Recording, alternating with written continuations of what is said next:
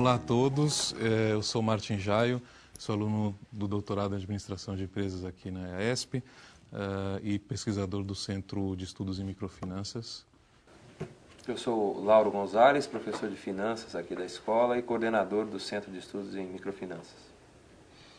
Eu sou William Eide, professor de Finanças também aqui da escola e coordenador do Centro de Estudos em Finanças. Olá, eu sou Mário Monzoni, professor da FGV-ESP e coordenador do Centro de Estudos em Sustentabilidade.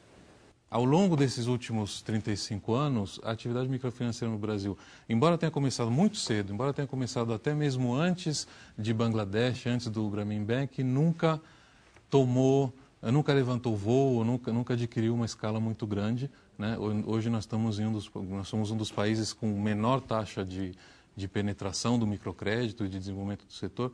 Eu queria saber a opinião de vocês.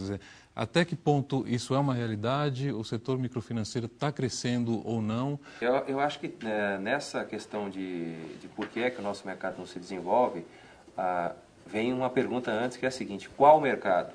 Isso nos remete à própria definição de microcrédito. A definição lá utilizada é que o microcrédito se insere no conceito de microfinanças e se refere a operações de crédito abaixo de um determinado montante. O Mix até define que essas operações devem ser abaixo de 250% do PIB per capita, ajustado pelo poder de compra. Resumo da ópera: no Brasil dá mais ou menos R$10 mil. Dentro desta definição nós teríamos um segmento específico, que eu acho que é esse que você se refere.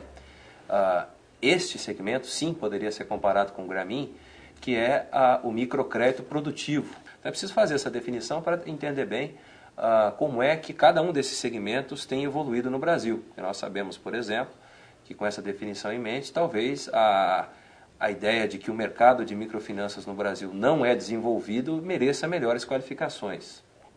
Eu não sou um expert em microcrédito nem em microfinanças, mas eu sempre entendi que uma das definições ou um dos parâmetros que deveria ser usado para definir microcrédito como um ponto de estudo, como um objeto de estudo, seria a forma de garantia. Sim. Tá? Que, se a gente lembrar um pouco lá de Bangladesh, do Mohamed Yunus, nós vamos ver que o que foi desenvolvido no banco dele foi um sistema de garantias com base em solidariedade, o que era totalmente inovador. O grande salto dessa questão de microcrédito, no meu entender, tendo em vista um ambiente social mais desenvolvido, ou um maior desenvolvimento da economia, é a questão da garantia. Como é que os bancos vão fazer com essa questão? E aqui no Brasil, eu acho que nós temos algumas dificuldades para ampliar esse mercado. Uma delas, se a gente tenta copiar o mercado de Bangladesh, é a questão da solidariedade entre as pessoas. Quer dizer, eu não sou solidário, até para dar um aval aqui nós temos dificuldades incríveis, né? Porque as pessoas não confiam no outro e também não confiam no ambiente jurídico se você tiver uma demanda, você vai levar 15 anos, 20 anos para recuperar. A gente vê impacto na base, quando a gente visita as operações, e se pergunta por que isso não vai para frente. Como você mesmo falou, o Brasil é absolutamente pioneiro em termos de experiências de microfinanças e microcrédito. Eu já abriria um parênteses e dizer que no Brasil microfinanças é quase igual ao microcrédito, porque a gente não tem outros tipos de produtos historicamente, como seguro, poupança, diferente de outros países. Eu acho que isso faz parte, inclusive, do próprio caminho para responder essa pergunta. Eu acho que o mercado brasileiro é altamente regulamentado nesse aspecto, considerando uma definição de microempreendedor de algo em torno de 20 milhões de pessoas nesse país. E aí tem uma regra do dedão, uma metodologia proposta que entende que a demanda potencial é metade disso. Então, 10 milhões de pessoas para fazer, inclusive, a conta redonda. De qualquer maneira, hoje a gente tem uma oferta que não chega a 500 mil clientes ativos. Então, tanto no ponto de vista absoluto quanto relativo, você pode até diminuir o tamanho da demanda potencial. Nós estamos falando de um mercado ainda muito pouco explorado, né? Eu acho que a gente precisa discutir também o papel dos bancos. Eu entendo que os bancos comerciais não têm um papel de ir na ponta, porque eles não têm tecnologia. Isso é um trabalho de tecnologia social que as OCIPs, enfim, as pequenas, as SCMs, enfim, outro tipo de ator pode fazer. Por outro lado, os bancos têm tecnologia dita em outro sentido, né, que é a tecnologia de redes com capilaridade, presença física em pontos de serviço espalhados pelo território nacional, principalmente agora, recentemente, ao longo dessa década, com o crescimento do modelo de correspondentes bancários. Né? É porque você tem um problema de fidelização e de conhecimento do cliente. No correspondente bancário, como ele é usado basicamente para pagamentos e coisas similares, você não sabe nada sobre o cliente. Por exemplo, num ATM eu posso pegar um empréstimo. Por quê? Porque eu sou cliente do banco há 5 anos, tenho conta, não sei o quê. Então, sei lá, eu aperto um botão e sai dinheiro. Uhum. Agora, num correspondente bancário, eu não sei como é que a gente faria para ter esse conhecimento. Você imagina se eu tô lá, nós somos um grupo solidário e vamos fazer um crédito solidário. Eu não estou falando necessariamente de produtivo orientado, que é o crédito de grupo solidário.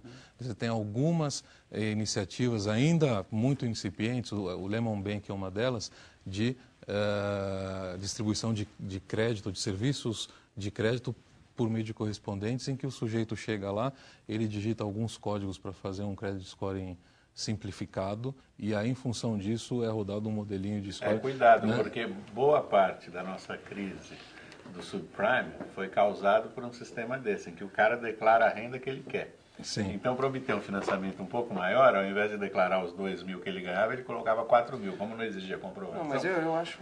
Existe uma frase de um executivo de um dos bancos comerciais que atua em microcrédito, que o microcrédito é um private bank às avessas.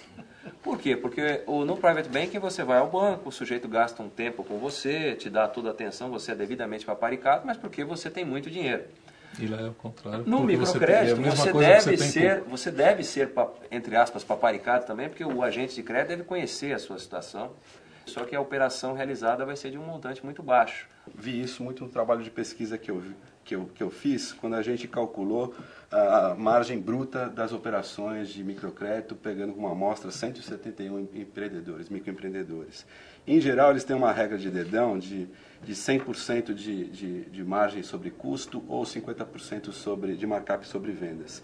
Como eles têm um giro muito alto, eles têm um ROI, eles têm uma rentabilidade muito alta. Então, a taxa de juros definitivamente não é um problema para eles. O que eles querem é acesso a crédito. Então, eles têm trabalho à disposição e não têm acesso a capital. Quando você pinga capital nele, ele reproduz numa velocidade muito grande. Será que o modelo, um modelo exclusivamente social não tem que ser substituído para ampliar o acesso para o modelo econômico? Uhum. E aí, na literatura, se destaca muito a comparação do Grameen com o banco mexicano, que é um grande sucesso, que é o Compartamos.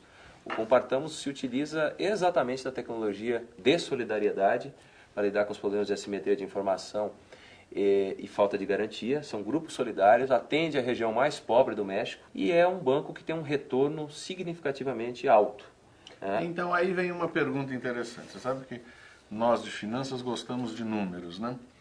Se nós pegarmos aquele número que você falou, reduzindo bastante o nosso mercado potencial, imaginando 5 milhões de empreendedores, nós estamos falando de um mercado potencial... No microcrédito produtivo. No microcrédito... Aquela nossa definição envolve um mercado mais amplo. Né? Tá, mas eu estou imaginando que você tenha 5 milhões de empreendedores e que poderiam ter acesso a esse microcrédito produtivo. Com financiamentos entre 5 e 10 mil reais.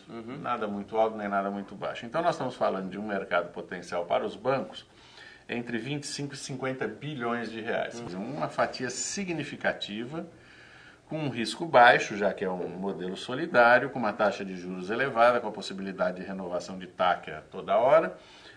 Por que eles não estão nesse mercado? Eu vou montar um banco amanhã para fazer isso. Então, vamos montar junto. O que eu coloco é o seguinte, será que nós não estamos com alguma coisa errada no meio do caminho?